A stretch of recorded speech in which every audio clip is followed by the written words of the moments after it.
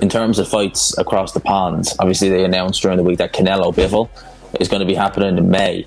Now, what are your thoughts on that one? Because in terms of names, Bivol is not really the name you'd expect, but in terms of skills, I mean, he has bags of it. How do you see that one?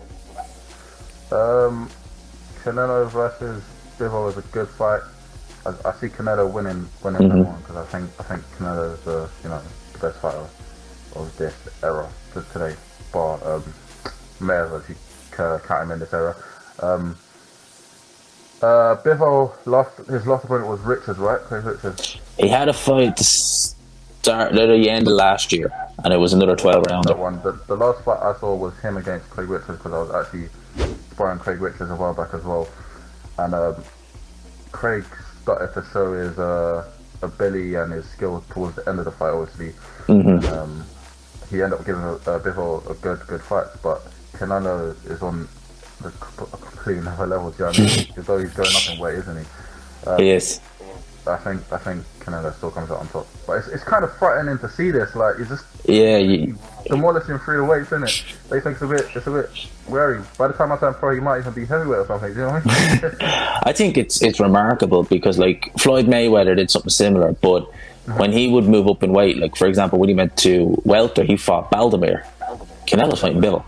It's like the worlds apart. It's like Mayweather took an easy touch, and Canelo, there's no easy touch at light heavyweight, but he took one of the, like, you would probably put Bivol number 2, so he's fighting the number 2 in the division, who's one of the best. There's levels in boxing. Bivol's a great fighter, but when this is all said and done, Canelo's going to go down in history as one of the best fighters to ever grace the sport of boxing. Canelo's goal is to be the greatest Mexican fighter of all time. Do you think he will get that? He will get that title away from Chavez? I don't know. Mexico's had a few tough, great fighters. You know what I mean? So it's a difficult one to call there. I wouldn't be able to comment on that one. I think that is his goal. I think most people would say Julio Cesar Chavez is the greatest Mexican, and I think that's Canelo's ultimate goal. And if you did 2-weight undisputed in a 4-belt era, it'd be pretty hard to argue with that. And I think that's Canelo's main goal, is to get 2 undisputed in 4-belt era, which is crazy. It's unthinkable, really, when you think about it in that regard. I think he'll definitely go down as the best Mexican fighter of this era, if anything. Do you know what I mean? So, definitely. He's killing the game. My last fight, which I want to talk about, is kind of a fight it's not officially announced, but it seems like we might be getting it.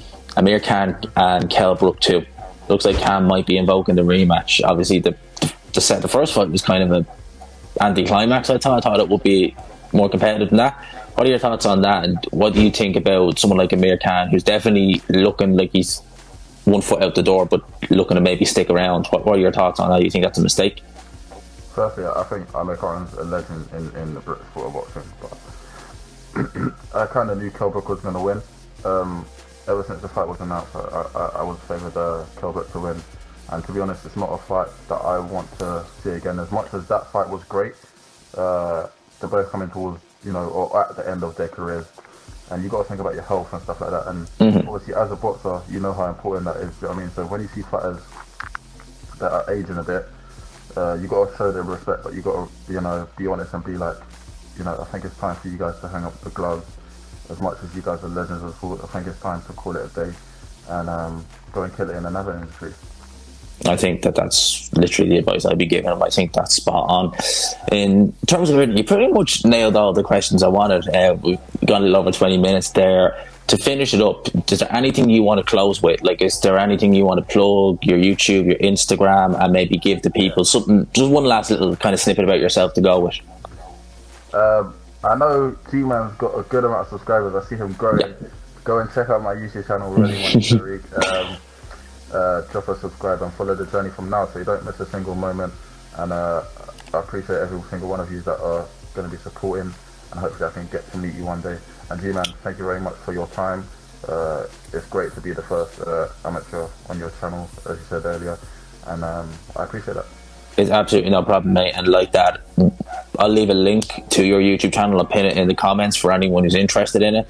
And for sure, hopefully, fingers crossed, great things in the future. And as you say, you've got Paris 2024 on your wall, and hopefully I'm interviewing you after that with a medal to go. 100%. Whenever you want an interview, I'm always there, man. Mate, I appreciate that. Well, as I said, I'm going to leave this one here. But as I said, Tariq Campbell, look him up on Instagram, Ready Money Tariq, YouTube, Ready Money Tariq. If there's any fights coming up as well, fingers crossed, we can see highlights of some of them online as well. And as I said, nothing but the best for the future, mate. Thanks for coming on and giving me the time. Thank you very much. I appreciate that. Anytime, man.